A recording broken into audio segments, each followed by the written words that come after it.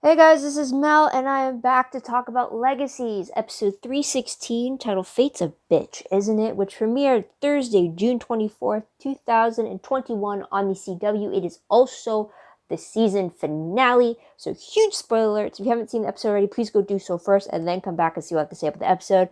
My other video reminders are up on screen, so take a moment to remind yourselves of those. I really think you should go watch it first before I'm going to spoil it, because I won't do it justice. I just won't. Like, guys, I'm shocked already by what we just saw in this video, yet so amped, and like, I got questions. But before we really get into it, special YouTube shoutouts for In the Games 123 and Golden Angel 15 for their comments on my 315 video. Truly appreciate it. Thank you so much. Really keep the conversation going, but also just thank you to everybody else who's watching my videos, just for you taking 20-30 minutes out of your day to just hear what I have to say. It really means a lot to me, and it's just like, it kind of makes doing these videos worth it, to at least know that I'm just not talking into the void and no one's there to say anything back. You know how it feels.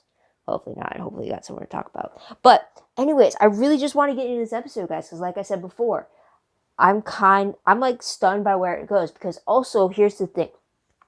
With what we got in this episode, I posed a question.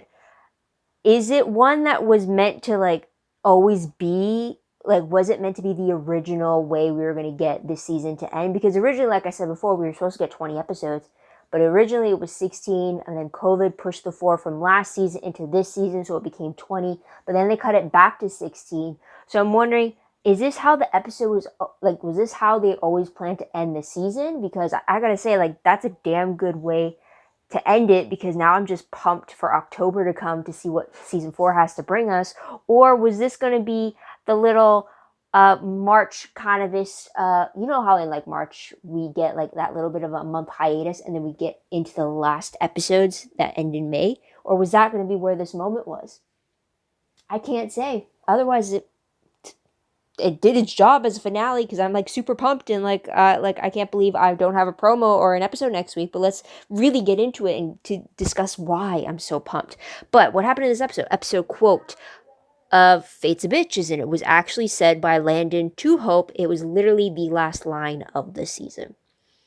I'm not going to say specifically why. You'll get why I only said it the way I said it. Anyways, timeline wise, this episode actually continues from the event of where we left off in 315, just because Hope, Lizzy, and Josie are still in Andy's cabin talking to Ryan Clark, which is how we left off the previous episode, or how it ended. So that's kind of why we're continuing from there. Episode reminder, the fact that it's the season finale, for sure. Featured creature of the episode is Malivore. Can you see where I'm going with this yet? I don't know. But let's really break into it. Episode breakdowns. I picked up on 3 different storylines. All of them are meant to like mix with each other a little bit. 2 more so than all 3. But you'll see why. First one, we get searching for Malivore. Second one, breaking the cycle. And the third one, dynamic duo debut. So the first storyline is pretty much, you got Team A and Team B. And both of them are trying to find Malivore, or the pit to Malivore, to kind of seal it off, to at least postpone his return to our world. So you got one team being Cleo and Landon, and they steal an artifact from the museum, which happened to be created from Malivore mud during Cleo's, the last time she was released, which was during the time where she was with Leonardo da Vinci. So she pretty much melts the creation into a pile of mud in hopes to using that Malivore mud to use a locator spell to track him.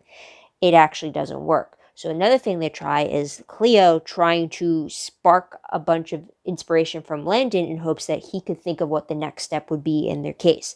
When they do this, though, they show a bunch of, like a montage memory dump of Hope and Landon's relationship, Malivore creating Ryan Clark, Malivore gunning for Landon, like all these different mixes and stuff like that. And apparently Landon got something from it. From that. I mean, if anything, I would have thought like maybe it's more of telling you like you kind of need Hope to do your next step, but then he was acting as if like he doesn't need her, so I don't know, but we'll talk about that again later. But while they're Team 1, we got Team 2 being Hope and Ryan Clark. After finding out that Ryan is human now, instead of bleeding Malivore mud, they use his human blood to track down Malivore, because, you know, blood, he's his son and all that. But it actually leads them to Landon. So they think it's a bust. But here's the kicker, guys, and I'll say it right now. Landon's not actually Landon. He's Malivore. Let that soak in and we'll dive right back into it later. Let's go to number 2, breaking the cycle. So this one is actually dealing more with Lizzy's plan, because after Hope pretty much leaves Lizzy and Josie behind to go team up with Ryan, Lizzy decides that they got to stop Hope's cycle of dropping everything to defend Landon. So she says, why not match make Hope with somebody? And lo and behold, Ethan drops by. So Lizzy takes the whole episode to try to be the best wing woman possible, talk Hope up to Ethan, only to have Ethan ask out Lizzy at the very end. Now, while this is all happening, Josie doesn't want to be a part of it because she feels like they've done enough manipulating in Ethan's life. I mean, she used dark magic that pretty much ended his football career. MG had to compel Ethan and their friendship away after their ordeal happened, and she doesn't want to get behind Lizzy, pretty much manipulating Ethan to get together with Hope, and then finding out that no, he's actually interested in Lizzy. So we have that, but while all that's going on, Finch finds out why Josie just does not want, is like staying clear of Ethan and doesn't want to be a part of that. So they have that secret out of the way. But also, Finch looks on the bright side of things, saying that Lizzy's interference in their relationship is what started their relationship. So maybe Lizzy getting with Ethan won't lead to bad things for Ethan. Fingers crossed. But let's get into storyline 3, which is actually kind of connected to this first storyline, because the dynamic duo debut is MG and Caleb being tasked on their first superhero mission by Alaric to go find Cleo and Landon, and to learn their plans discreetly and to cover up their tracks before they get anybody else's attention. But so while they're doing this and trying to find them, and Caleb is trying to think of what he's going to say to Cleo once he sees her face to face again, they get sidetracked by an actual a superhero mission to save victims of a car accident. So they kind of detour from their original mission, and they help out the humans that were in this car wreck. And they're really trying to come up with great superhero names for them along the way as well. In doing so, though, they actually forget their mission, or the reason behind their mission, because Cleo is silently erased from their memories, which we'll get into in just a brief moment. Because the last scene of the episode shows Hope and the Super Squad confronting a chained up Malivore in Landon's body and demanding for their friends back. And he says, Malivore, to Hope, fate's a bitch, isn't it? Pretty much, he's not going to give them what they want. So that's why I didn't say Malivore Landon in the beginning, because I wanted to leave it. Anyways, characters. Let's talk about Cleo. So she wants to be Hope's friend again, and hopefully after they defeat Malivore. But before anything could really happen, she gets consumed by Malivore, and that's why everybody forgets her except for Hope. But then Hope does that black magic spell that Josie originally learned from Freya back in season 2, and now everybody has their memories of Cleo back. I don't know if it's everybody or if it's just the people at the school or who were in close vicinity to Hope when she did the spell. So we have a little bit of that going on. Now, Ryan Clark, like I said before, he's human again. And he did that because it was his heart's desire to escape his father's vicious cycle, and the only way to do that was to become human again. So that's the reason why he was trying to open up the artifact box. He never knew that there was a muse inside of it, but he did say that he did sleep with the box underneath his proverbial pillow, and he'd wake up with bouts of inspiration, kind of a thing. But also, even though he is human, he still is adamant to not be near Hope's blood because it could still be toxic to him, kind of like how Landon would react to her blood. So they don't want to risk it, because otherwise she was willing to give him her blood to heal the slashing of the throat that he got. So there's that. Now, Ethan. We find out that in this episode, it's the first time he's actually seen the boarding school. He never thought it was as fancy as he gets a tour around the place. So I guess he's only seen the field where they'd have the annual football game between the two schools. So that's something there. Only small, very tidbits for this is the fact that we don't see Jed and we don't see Wade. We don't really spend much time at the school until like Lizzy and Josie finally get there. So it was very interesting. We're like elsewhere for a lot of the episode. So there's that. So most shocking moment in the episode, let's get right into it. first off, I thought the shock would be that Ryan is human. I wasn't expecting that. I mean, he's been alive for how many years and he wasn't able to do it, but then now he is. So, like, that was a huge shock. But then, no, they topped it off with the fact that Landon was actually Malivore this whole time since his return. So it's like, wait, what? So now it has me, like, rethinking, like, everything that has happened with Landon since he returned from the prison world, because I'm assuming that prison world warrior, who I kept saying was Landon, isn't actually Landon. But then I'm thinking, well, how long or at what point did Malvar get his hands on it? Like, what? Like, also, didn't I say at one point that the prison world, like, I don't even know what my predictions were anymore, because this just throws me off, and I'm just like, wait, what? I don't know. I mean, like, what?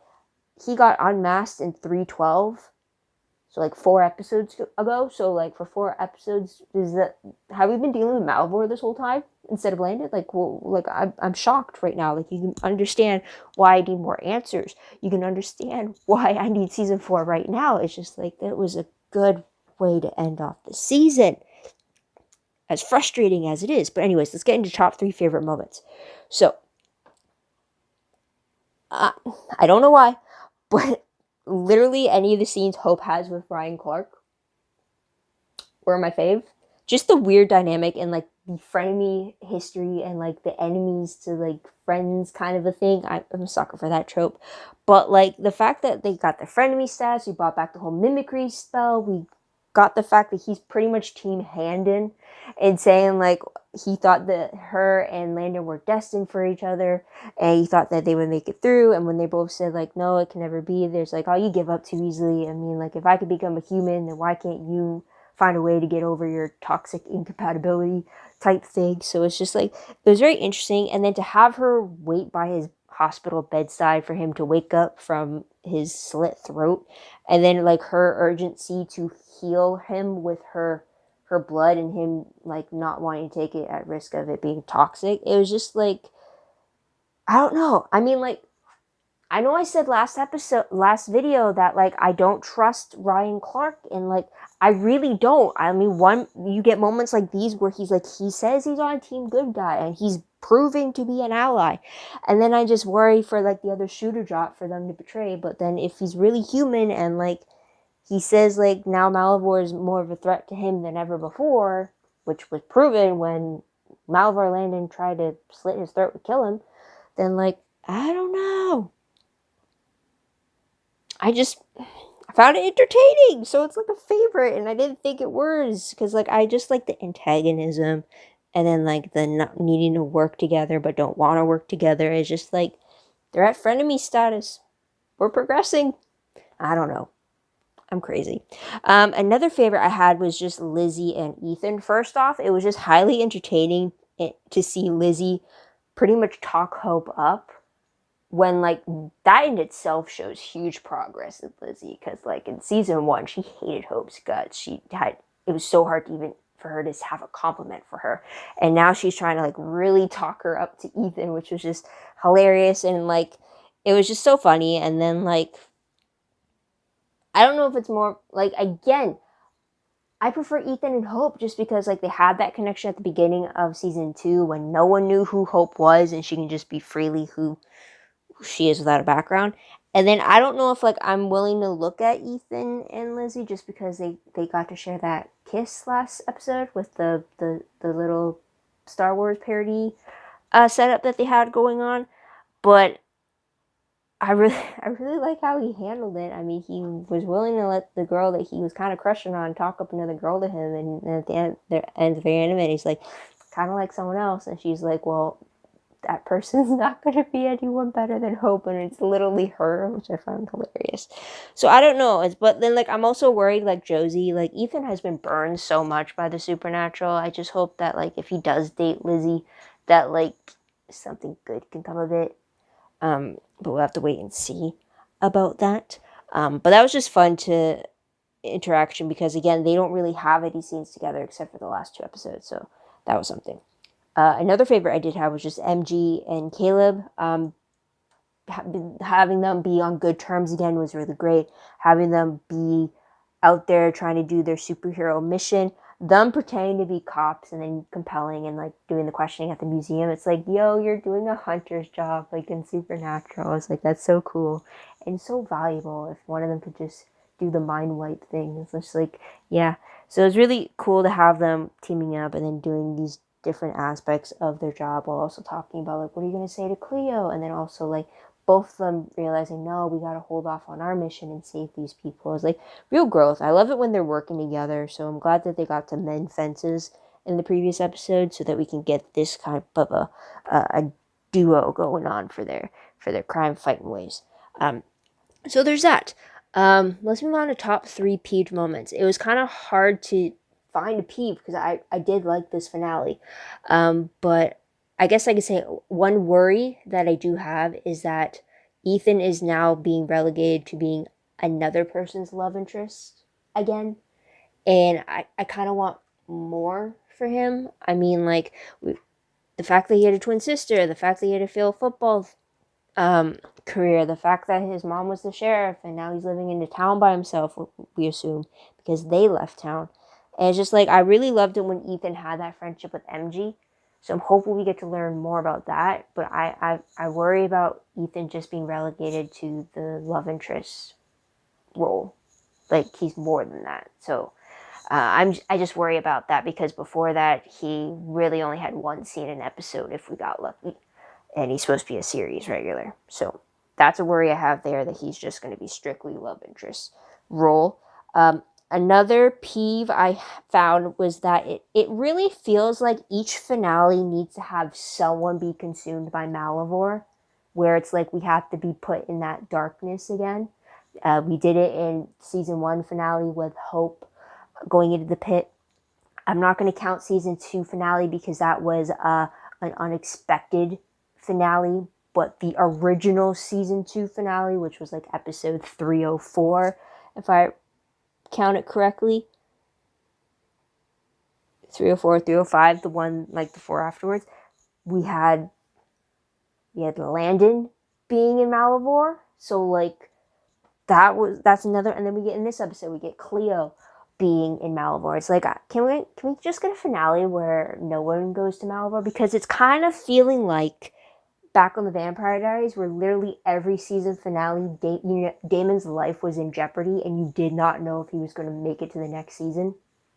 I'm feeling that right now, where someone's going to get consumed by Malivore in each finale. And I kind of want to move away from that because it was very annoying when I had to worry about Damon's life in every finale. I was just like, he's literally one of the 3. Why are you making me worry about whether or not he was staying or not, kind of a thing. So that's just a peeve there. But let's move on to random questions very quickly. Naturally, we're going to have more just because it is the finale and we got to wait until the new season to come. But first question, if Malivore was pretending to be Landon this whole time, then during his inspiring session with Cleo, how was Malivore having all those memory flashes that only Landon should have, especially when it was about him and Hope? Like, I kind of understood some of it when we saw Malivore and then Malivore creating Ryan for the first time. Like, that I understood as it being Malivore stuff. And it wasn't new footage for us because we have seen it, so I'm assuming Landon has heard of it. But then it's like all this stuff with, it made sense when we thought it was Landon who was getting the memories, but now that knowing it's Malivore, how was he able to get the memories? Like, is he just taking on Landon's body, or is he having access to Landon's memories, or is he actually physically possessing Landon? Like, what's the situation here? Another question. What is Malivore's endgame if he already has Landon as his vessel? Here's the thing, though. I really got to know what the situation is between the connection between Malivore and Landon. Because are we talking, like, vessel as in, like full-on body possession, like we would get with, when Klaus and the other originals would jump into another body and take temporary control over it? Are we talking about demon possession and angel possession that we would get on Supernatural when they would also just take over control of another body? Or are we talking more of like shapeshifter from Supernatural, where like Malivore just shape-shifted into Landon? And so there could be two Landons standing beside each other. Which way are we looking at it right now? And depending on what that answer is, where is the real Landon? Also, I should mention that shapeshifters on Supernatural have the mind connection to be able to have all the memories of the person they're copying, so they could better mimic them.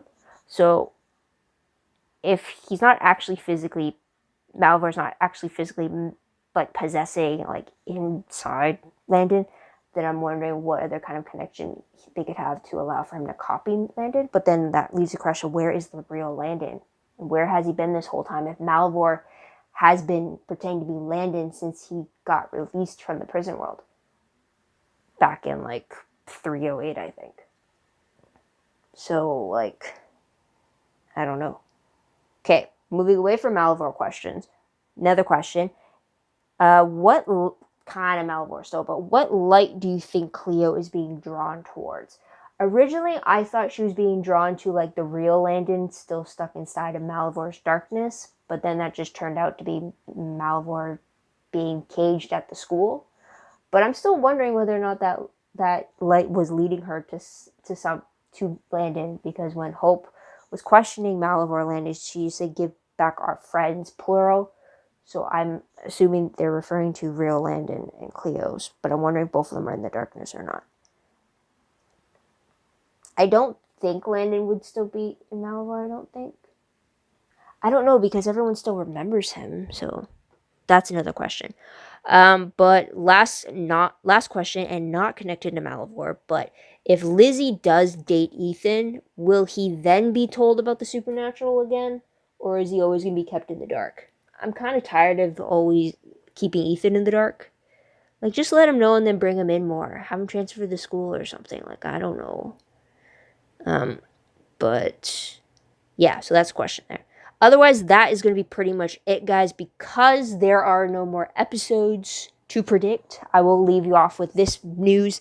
The fact that they announced when the season 4 will be premiering, and it turns out it's going to be Thursday, October 14th, 2021 on the CW at 9 o'clock. So, what is that? 4 months? 4 months from now? Yeah, July, August, September. 3 to 4 months until then. So, a little bit shorter than we usually have to wait for hiatuses between the seasons, but I'm so excited to see what season 4 has in store. I'm wondering what those 4 original episodes that were meant for season 3, if they're just going to be just strictly just season 4 concepts now, or if we're going to still drag into what we were supposed to end off with. I'm excited to see it. This season finale was definitely a great episode to leave us off on with all the questions. So I'm truly excited about it. But guys, I want to know what you think about the finale. Also, what do you think could happen in season 4? Let me know in the comments down below. Love to hear your own thoughts, theories, and opinions. But all that good stuff. I still want to see Tribrid Hope, but I do also want to see what their alternatives are. Eventually, at some point, I want her to be a full Tribrid. But I know the ramifications of it would be for her. So I don't know. I'm kind of torn, but I want to know what you guys think about that. So please let me know in the comments down below. Love to hear the whole thoughts, theories, and opinions about all that good stuff. Also, don't forget to like this video, subscribe to my channel, and check out my other videos if you haven't done so already. If you want, check out my Tumblr page. Link for that is down below. I read blog promos, web clips, quotes, gifs, synopses, news, all that good stuff. All found in one place. Go check that out. I am behind, fully aware of that. But I've been taking notes, and I just need a day where it's like, okay, post it all. And that's going to be a long day for sure to do. So yeah, day's going to be coming. So just follow me there. Also, WordPress link is down below. Anything I post online is connected to my WordPress account. A little more organized, a little more detailed, but still a work in progress as well. So yeah, I'm just going to leave it there, guys. As of right now, I do plan to do videos for season 4, so I do hope you come back and see what I have to say about the seasons. But since it is 3 to 4 months from now, I don't know what my life will look like when it comes to the job aspect. But I'm still hoping I can do the videos. So the plan right now is to do season 4 videos. So I hope you come back to check those out. But until then, guys, check out my other videos on the way. Check out my past videos if you haven't caught up on anything like that. But until then, guys, this is Mel. Wish you a great day, great week, wherever you are. Please stay safe. Please wear a mask where it says for you to wear a mask. And just be safe this summer. Bye for now.